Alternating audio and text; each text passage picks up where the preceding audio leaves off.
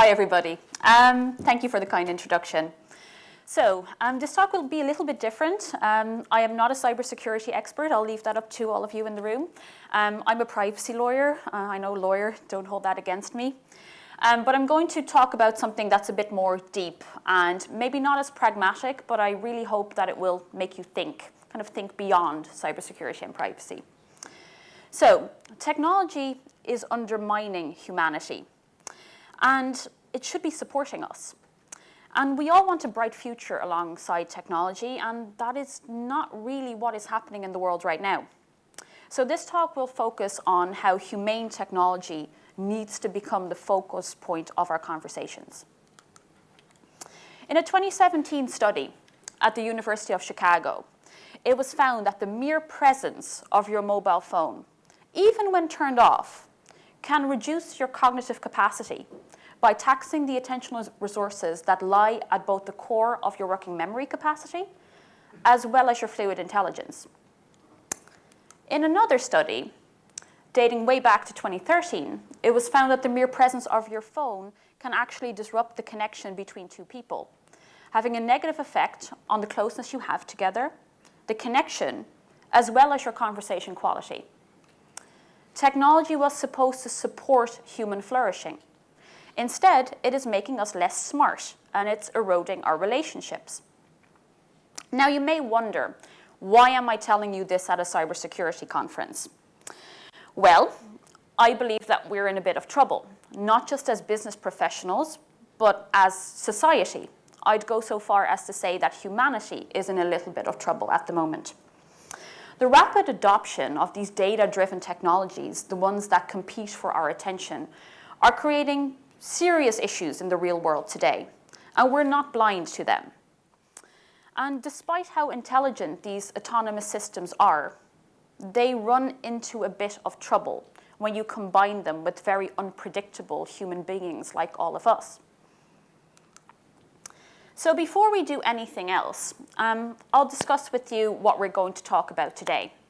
I believe it's really important to understand where you are if you're going to understand where you need to go and what you need to do to get there.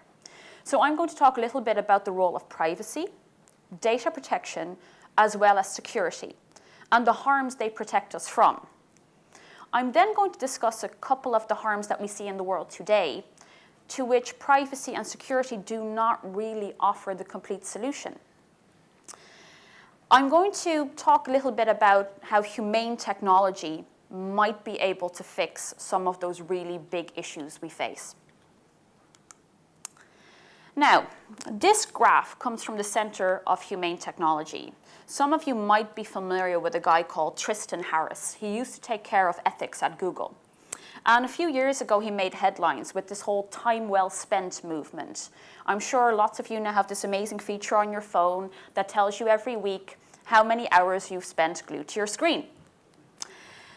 This kind of stuff is really confrontational, but these features are necessary. And the reason that they're necessary is because we're still dealing with this lizard brain, this primitive Paleolithic tendencies that we still have.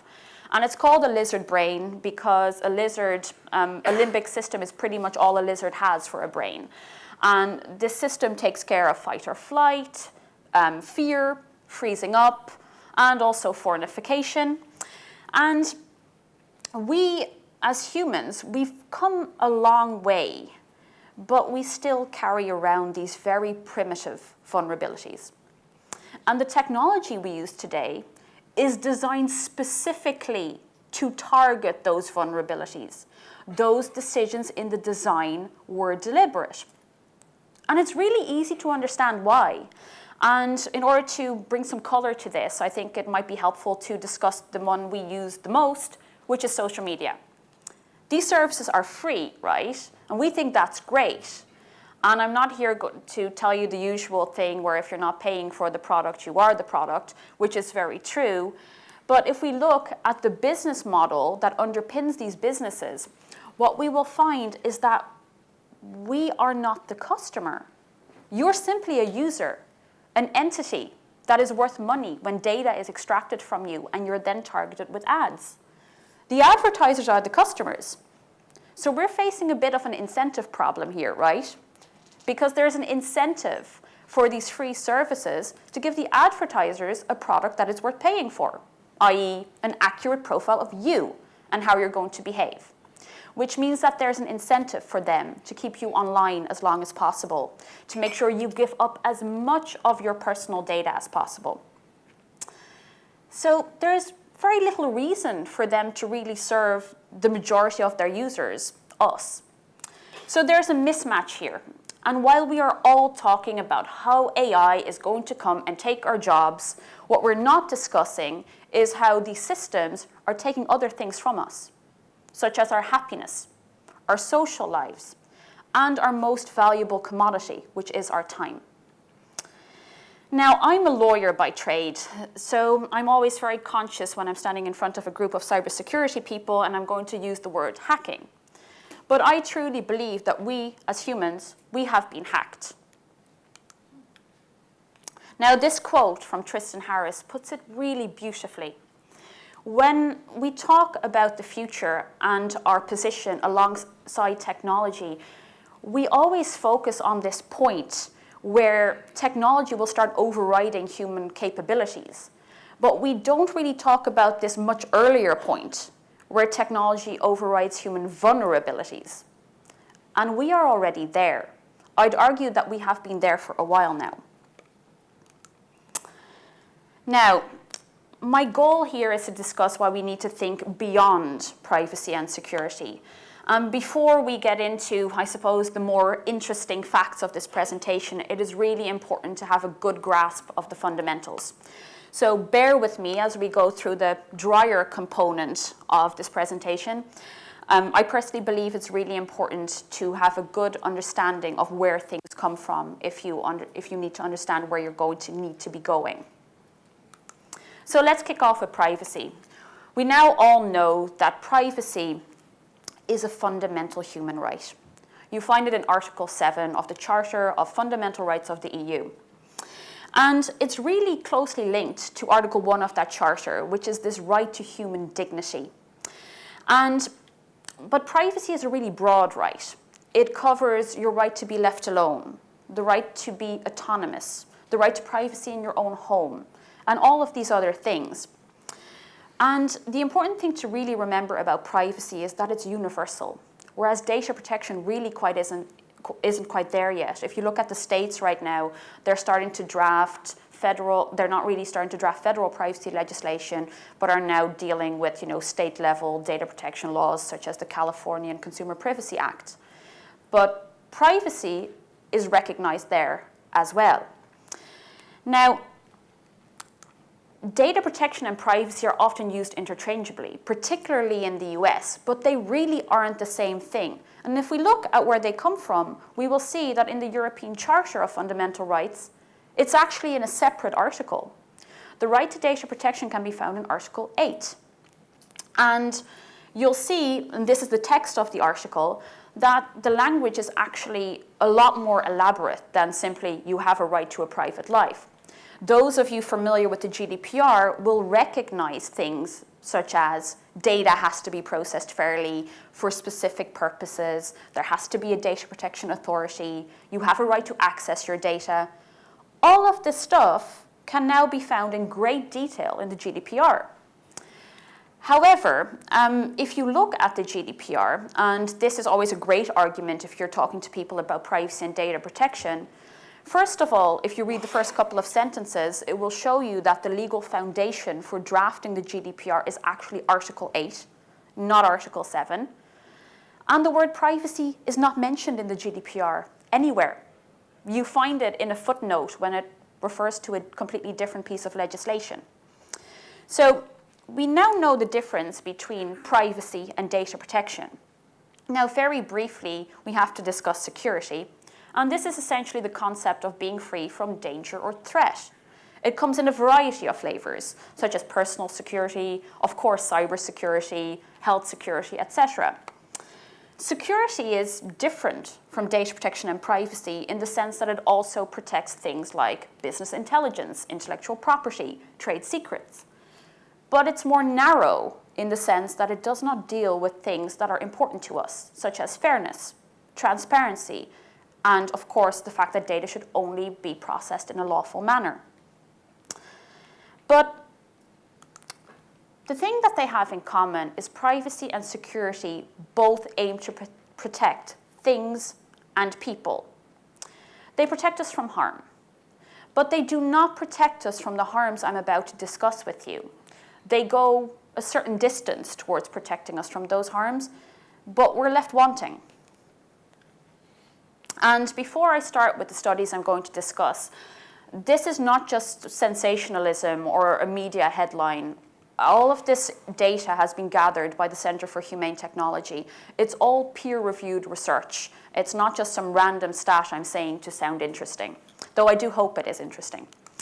So in terms of fake news, I had plenty to choose from here, so I figured what I'd do is share a really recent study in the hope that you wouldn't have heard about it before. This one dates back to this year, 2019. And it was the most bizarre thing. When I was reading it, it really kind of blew my mind, because the participants in a study on fake news, 70% of them started forming really rich and detailed memories that supported the fake news that they had been subject to. So this is really bizarre. 88% of them were also less likely to identify information as fake if it supported their beliefs. Now, what it says to us is that fake news is not just the delivering of the news itself, but also kind of an attack on our psychology. Because apparently, if you deliver fake news, in a lot of people's brains start working and they start building on that. And once you have this whole story formed in your head, you can imagine it's going to be really difficult to get back to the truth. Now, this is a rather dramatic picture, another stock photo, but there you go. I think it illustrates really well that we are really distracted. And this will come as no surprise to you that I'm using this in this presentation. But 48% of parents feel that they need to immediately respond to not only a text, but also to a social media notification if it pops up on their phone. Now, this is worrying because obviously we want to focus on other things in our lives, but also who here has felt a phantom vibration where you think your phone has gone off, but it actually hasn't? Yeah, you're not alone, because apparently in a study that was completed very recently amongst undergrads, which is not surprising because these guys grew up with tech, they're the younger generation among us, 90% of them reported feeling phantom vibrations within the 2 weeks previous to the study.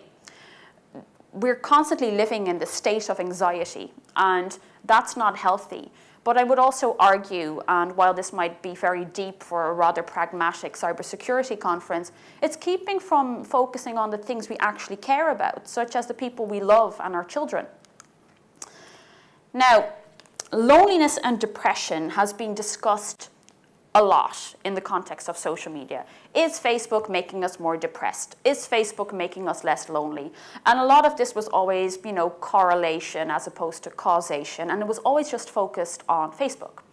Now, since 2018, we have a more robust study, thanks to a lady called Professor Maria Hunt from the University of Pennsylvania. And what she did with her research group was look not only at Facebook, but also at Snapchat and Instagram. And the question was, if you use less of these services, do you feel less lonely and less depressed? Surprise, surprise, the answer was yes. You definitely feel better if you start using it less. Now, the poison really is in the dosage here, because she didn't result in this study saying, stop using social media altogether. You should use it maybe a couple of times a day for a few minutes, not for hours on end. And it's really easy for us to understand why we might feel terrible when we spend too much time online, because, of course, the fear of missing out, FOMO, which I personally believe has now been replaced by JOMO, the joy of missing out, because nothing beats being on your sofa like a blanket burrito. But I suppose we're all consciously aware that we're comparing somebody else's highlight reel to our own mundane day hanging up our laundry. And these people in the study, they weren't stupid either. They knew this consciously as well. but you still feel worse, even though you know. Now, the next problem, and this one is really closely linked to fake news, is the concept of polarization. And I want to discuss it on its own, mainly because it is having such an effect on our society. It's making us more divided as opposed to more united. And the question we need to ask ourselves is this what we really want? The reason that it's become so easy to divide groups now is because fake news spreads 6 times faster on Twitter than any other type of news. This is because fake news is 70% more likely to be retweeted. And what was also shown was that particularly fake political news is the most viral type of content on the internet today. It has more views than anything else. And we worry about this in the context of our elections, which we totally should do, but it is also literally killing people. The spreading of hate speech, for example, led to the genocide in Myanmar. This spreading of the hate speech was linked to Facebook. And it's not because Facebook is a bad company, it's just because the platform lends itself to this. So things are really quite serious. Another thing I was really surprised about, because I hadn't thought about it like that before, and it's always great when you find stuff like that, is linking polarization to climate change. Because apparently on YouTube, videos that support the scientific consensus are viewed just as much as the videos that oppose the scientific consensus on climate change. And the people who created the videos that oppose the scientific consensus, they actually instructed their followers to use vague scientific terminology to throw off the YouTube search results, to make it even more difficult to spread the truth, making it more difficult to basically address this existential issue that we now face. So I personally found that data really interesting and also deeply concerning because it shows that people know that on YouTube you're dealing with an algorithm and they're just working the system. Now, this is the last example I want to include in terms of the issues we face, and I want to include it because I was so horrified by this study. Children who are cyberbullied are 3 times more likely to engage in suicidal ideation than children who aren't bullied. Children who are bullied in a traditional manner, for lack of a better word, are twice as likely to engage in this suicidal ideation. What this says to us is that this whole online environment is making things worse. Again, not surprising because kids carry their bully around with them in their pocket. It's on their phone. And this world is completely opaque to us. We can't see it. The data is not in the public domain. You know, a child could go to bed and receive a DM on Instagram telling them to kill themselves. And this stuff actually happens. This is not me over-dramatizing this. And if your child isn't speaking, how are you going to know? Now, I suppose now that we've shown loads of problems, it's probably a good idea to start presenting you with some solutions. And I wish I had a solution to all of these problems, but this is going to require a lot of different minds. But I suppose the claims that we see about all of the topics that I just discussed, they're not just sensationalism, they're real, and we see them in all of our lives. And our experience as humans is being downgraded. We as humans are being downgraded. And I'm not here to present a solution to everything, but from my own expertise as a privacy and data protection lawyer, what I can say is if we look at that example I used in the beginning of the free services of the internet and how we might do something about that, I could make a suggestion. For example, I don't believe that we should be paid for our data. I believe we should be paying for the services that we use, as opposed to expecting everything for free. Because only in that way will the incentive change. Only in that way will we go from being the user to becoming the customer again, and will technology be designed with us in mind, as opposed to somebody who isn't actually using it, but just making money. So technology should definitely be designed with the human in mind, taking into account those innate human vulnerabilities that we have, the lizard brain that I referred to at the beginning of my talk. And we need a lot of different mechanisms or lenses in which we look at this. We need to look at it through privacy, security, but also through accountability, trust, inclusion, and well-being. This means that we need to work together to make this happen. We need to bring these problems to boardrooms, we need to bring them to product development teams, marketing teams, salespeople. Everybody should be involved because humane design goes through the entire product development lifecycle. So if we are going to include humane technology in our approach, it means that when we're developing new products and services, we need to consider our limited attention spans and our finite time on this planet. We need to think about how it will affect our kids, how it will affect the mental health of our users. We need to think, will it affect democracy in a way that is less than desirable? And I said it before, but creating this type of technology really does require cross-functional collaboration, which means that if you're within a company, you really need to work on avoiding silos, because I know from my own experience, it's really easy to just stay in your own team and not really work closely together with other teams, particularly when they're in other parts of the planet. Now, I realize that my talk was quite negative, and there's no denying that the world has gotten quite dark in recent years. But I believe that with conscious decision-making and appropriate action, we can still make a change. So I hope this talk made you think about how you can play a role in creating more humane technology so that we can spend the limited time that we do have here on the things that truly matter to us.